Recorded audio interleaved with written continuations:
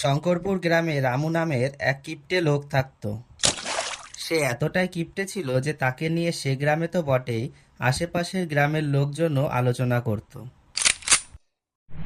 এদিকে রামুর এই কিপ্টেমি দেখে তার বউ ও ছেলেও সবসময় খুবই চিন্তায় থাকতো। একদিন দুপুরবেলায় রামু চেয়ারে বসে বসে আরাম করছিল। এমন সময় তার বউ এসে বলল, বলি, দুপুর 12টা বেজে গেছে। ওদিকে ভোলার খিদে পেয়ে গেছে। বাজারঘাট না আনলে কি খাওয়াবো ছেলেকে? সে কি গো, কালকেই তো বাজার করে আনলাম, আজকেই শেষ হয়ে গেল? এমন ভাবে বলছো যেন অনেক বাজারে এনেছিলে কালকে। সেই তো কটা আলু এনেছিলে, তার ভেতরে অর্ধেকটাই পচা। আর ভুলে যেও না, ভোলার এখন 10 বছর বয়স হয়েছে। আরে 10 বছর বয়স হয়েছে বলে কি 10 কিলো করে খাবার খাবে নাকি? ছি ছি ছি ছি, একটাই তো ছেলে আমাদের, তাও তুমি তাকে নিয়ে এইসব কথা বলছো? আমি তো এই বুঝে পাই না, এত সম্পত্তি নিয়ে তুমি করবেটা কি? অনেক সম্পত্তি বলে কি আমি ফালতু খরচ করে সব উড়িয়ে দেব? তুমি জানো পয়সা ইনকাম করতে কত কষ্ট করতে হয়? আর সকাল সকাল তুমি জ্ঞান দিও না তো, আমি যাচ্ছি বাজারে। হ্যাঁ, তাই যাও। আর শোনো, কালকের মতো পচা সবজি আনবে না। তুমি সস্তায় সবজি কিনতে গিয়ে পচা সবজি নিয়েই চলে আসো। আরে যেগুলো তুমি পচা বলছো সেগুলো পচা না, শুধু একটু কালো দাগ হয়ে গেছে। আর তাতে কি হয়েছে? ওই সবজি তো কত লোকে খায়, তাই বলে কি তাদের শরীর খারাপ হয়ে যায় নাকি? হে ভগবান, জানি না এই কিপ্টে লোককে নিয়ে আমি কি করব। আর তোমার বাবা একজন কত দয়ালু লোক ছিল। কেউ সাহায্য চাইতে আসলে কোনোদিন খালি হাতে ফিরে যায়নি। আর তুমি তার ছেলে হয়ে জানি না এত কিপ্টে হলে কিভাবে। হ্যাঁ হ্যাঁ জানি, আমি আমার বাবার মতো অত বোকা না যে গরিবদের পয়সা দান করব। আমি অনেক বুঝে শুনে হিসাব করে তারপর পয়সা খরচ করি।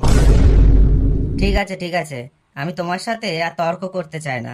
তুমি বাজারে যাও, বাজারে নিয়ে আসো। ভোলার খিদে পেয়ে গেছে। কি জানি ছেলেটার কত খিদে লাগে। কালকে রাতেই তো পেট ভরে খাবার খেলো, আবার সকাল হতে না হতেই খিদে লেগে গেল। বউটা ছেলেটার দিনে দিনে অমানুষ তৈরি করছে। আমার পুরো বিশ্বাস আমি মারা যাবার পর এরা আমার সব সম্পত্তি নষ্ট করে ফেলবে, কিন্তু আমি এরকম হতে দেব না।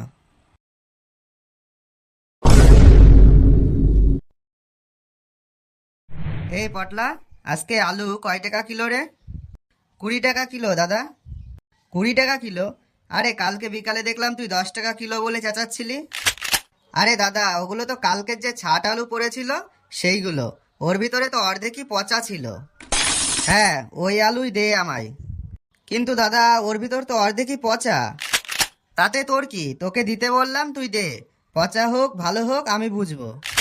ঠিক আছে, তুমি যখন বলছো তাহলে তাই দিচ্ছি। আরে কতটা দিবি সেটা তো আগে শোন।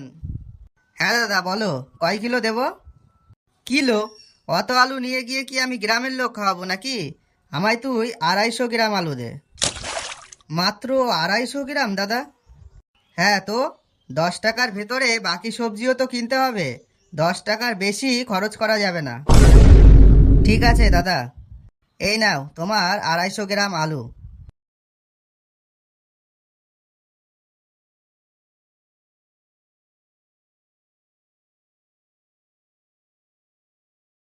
বাপ রে বাপ, এরকম কিপটে লোক বাপের জন্মেও দেখিনি।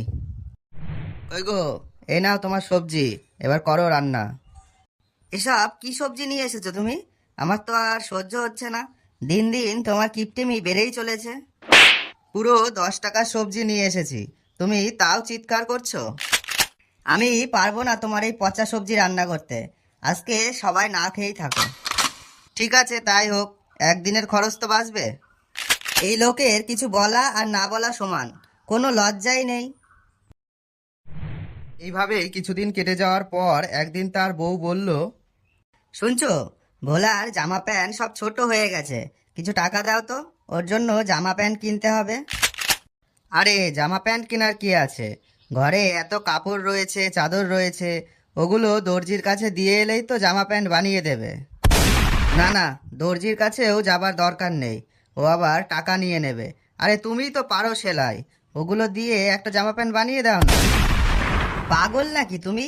এত সম্পত্তির মালিক আর তোমার ছেলে কিনা পরবে পুরনো কাপড়ের প্যান্ট? আরে লোকে কি বলবে? আরে লোকে যা বলে বলুক, লোকের কথা শুনে আমার লাভ কি? আমিও তো এই জামা আজ 3 বছর ধরে পরছি। কারো সাহস হয়েছে আমার সামনে এসে কিছু বলার? আর ভোলার তো গত বছরই জামা প্যান্ট বানানো হয়েছে।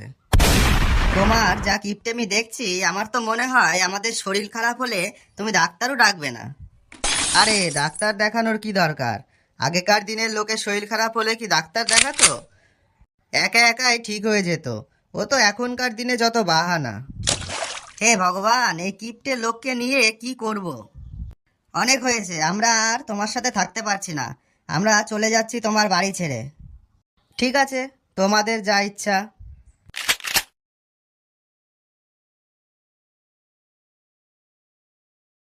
যাক, চলে যাওয়াতে ভালোই হলো।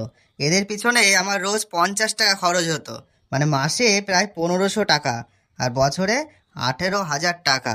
বাপ রে বাপ! যাক, এবার অনেক টাকাই বাঁচানো যাবে।